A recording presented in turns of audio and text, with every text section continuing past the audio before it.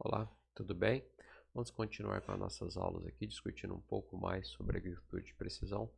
E vamos falar um pouquinho hoje sobre as UGDs, Unidades de Gestão Diferenciada, muito conhecida a campo, pelo pessoal de campos até como zonas de manejo.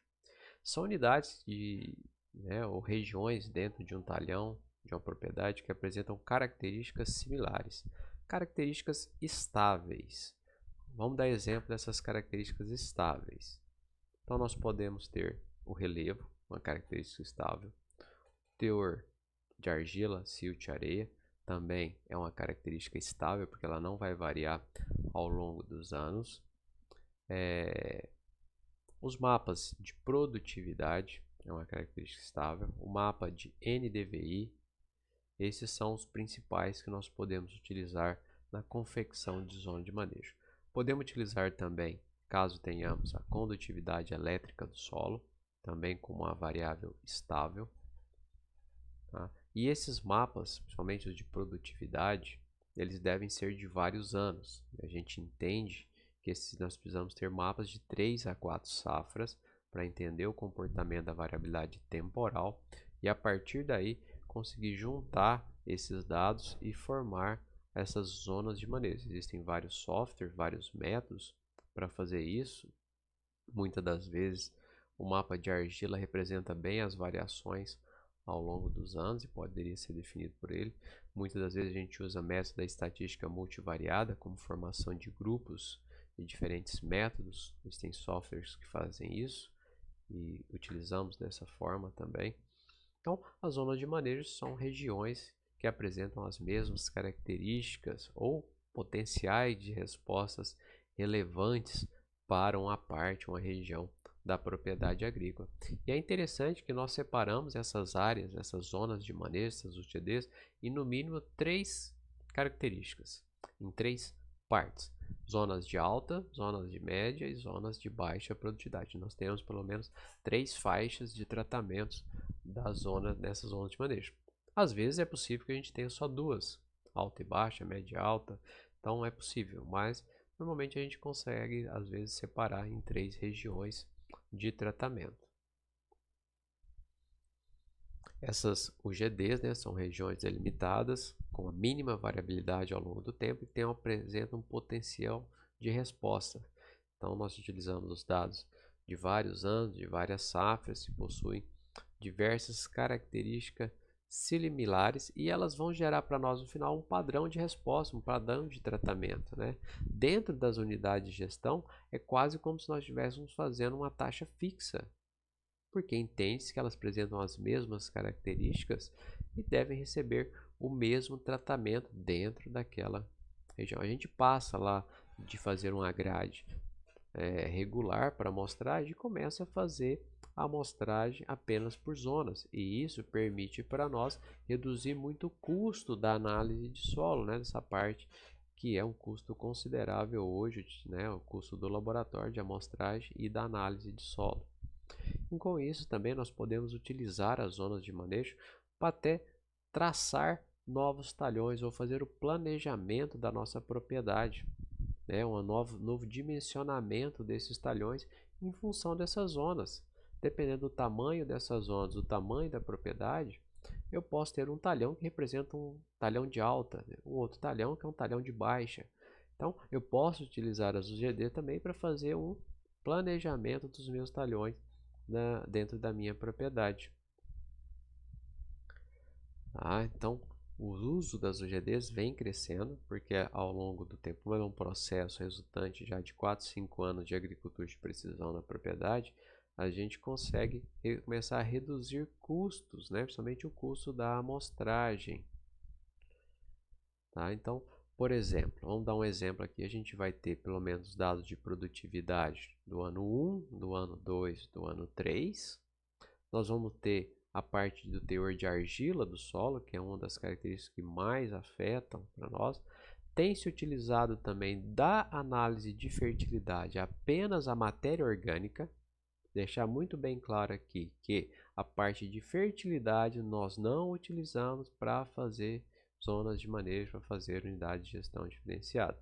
Nós utilizamos apenas, e se for o caso, a matéria orgânica se ela for representativa, e também podemos utilizar, como disse anteriormente, é mais difícil de se encontrar, de ter essa informação nos produtores, apesar de hoje nós já temos produtos comerciais brasileiros vendidos para determinação da condutividade elétrica, ela entraria como uma sexta variável aí.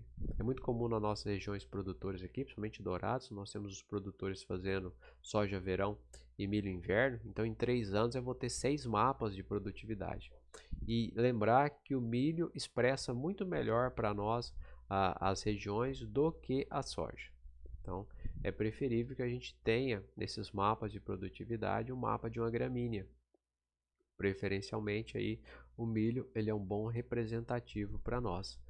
E a partir disso, desses mapas de produtividade, de teor de argila, de matéria orgânica, de condutividade elétrica, de altitude, tá? Eu posso entrar aqui com o dado de altitude também, ele é um dado estável. E a partir eu junto esses dados, eu vou fazer uma análise de agrupamento com esses dados e a partir daí gerar a minha zona de manejo. Existem diversos métodos, não vamos entrar nesse foco, mas a gente utiliza uma análise de agrupamento e com isso a gente consegue chegar a essas zonas de manejo. Ou faz-se uma transformação desses dados, né, uma padronização desses dados em função de algum parâmetro e utilizamos eles para mensurar, para dimensionar essas zonas de manejo. Então, importante também que a gente tenha desses dados aí, dados de alta intensidade ou de grande quantidade de pontos. Então, falamos dos mapas de produtividade, por quê? Porque os mapas de produtividade a colhedora colhe o dado lá a cada 1 segundo, então tem muita informação. O sensor de condutividade elétrica também coleta muito ponto. O relevo que pode ser obtido da imagem de satélite, de altitude, ou até mesmo pela colhedora, eu tenho muitos pontos. Então, o NDVI também de uma imagem de satélite eu posso utilizar na confecção da minha zona de manejo, também tem muitos pontos. Aí, claro, o teor de argila e a matéria orgânica vão ter menos pontos, normalmente se utiliza de uma grade tradicional, neste caso realmente vai ter menos pontos, mas é importante que a gente tenha esses pontos, essas variáveis com pontos altamente adensados, porque elas vão facilitar para nós a geração das zonas de manejo e delimitar essas zonas de manejo. Então eu utilizo as zonas de manejo no processo de gestão da lavoura para adubação, para controle de praga, controle de doenças, dependendo das minhas observações e dos dados que eu colher dessa zona de manejo. Mas basicamente a gente utiliza para estabelecer a adubação, né, com base nos níveis de fertilidade, para fazer uma semeadura a taxa variada, e também para a escolha do híbrido que eu vou utilizar da variedade ali, a região de alto potencial, vou colocar o meu melhor.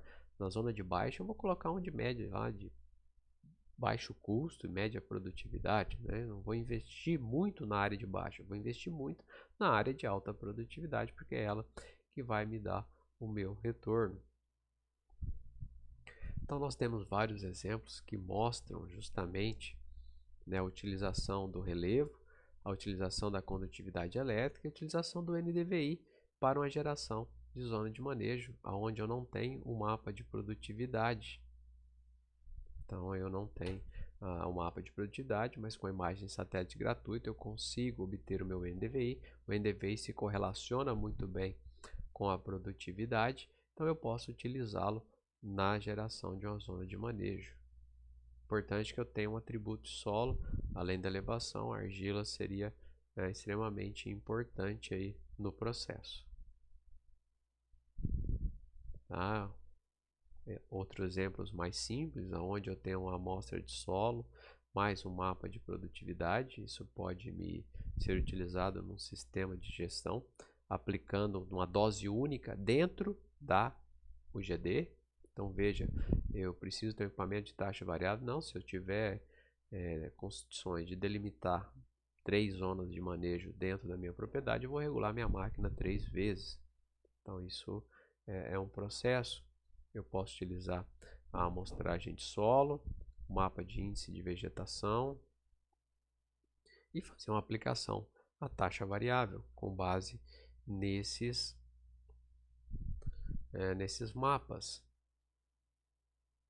Mapa de solo, ou em grade, ou dentro da UZD, mais um sensor, eu posso, por exemplo, fazer uma aplicação de recomendação em tempo real. Então, existem várias utilidades que nós podemos ter dessas unidades de gestão diferenciada.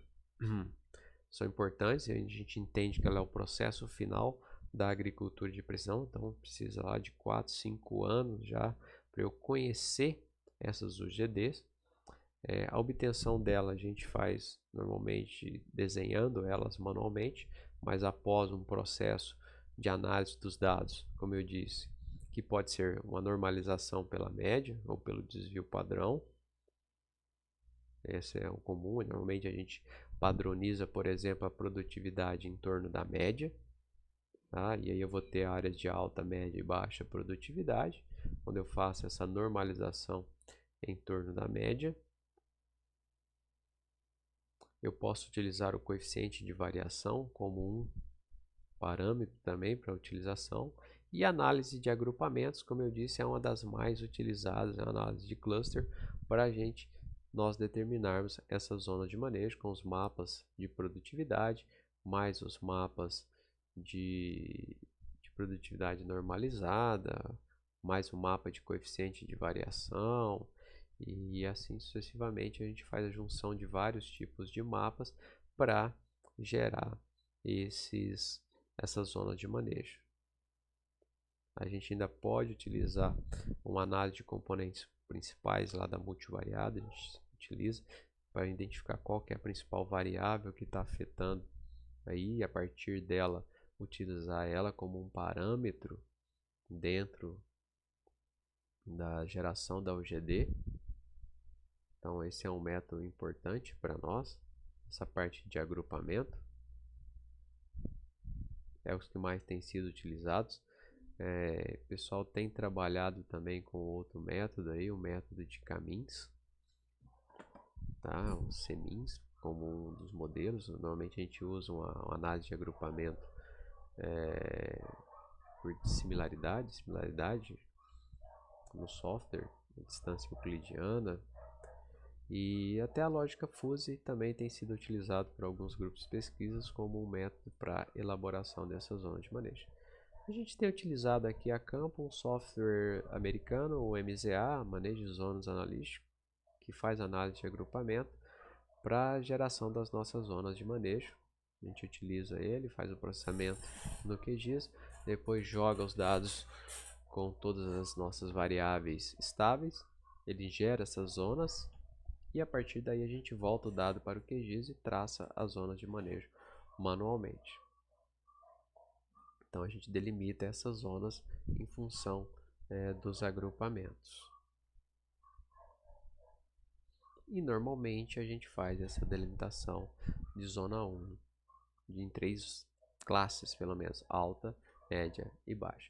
É muito comum, às vezes, a gente faz o processo todo de cálculo da zona de manejo e observa alguns pontinhos que é alto, que é médio, que é baixo, dentro da grande região, por exemplo, de alta produtividade. Nesse caso, a gente vai limpar isso, né, e vai deixar com uma única região, né, porque ele é um ponto no meio de muitos lá que identificam aquela região. Então a gente limpa e vai ficar uma região de única classificação de alta, média ou baixa, tá? Então é assim que a gente tem trabalhado. E claro, podem ter trabalhos e regiões que apresentam variações de solo muito grande dentro de talão, que eu vou ter 3, 4 zonas de manejo, tá? Diferente em função da variação de solos, mas elas vão estar relacionadas provavelmente a baixo, médio e alto potencial de resposta, mesmo com a variação de solo.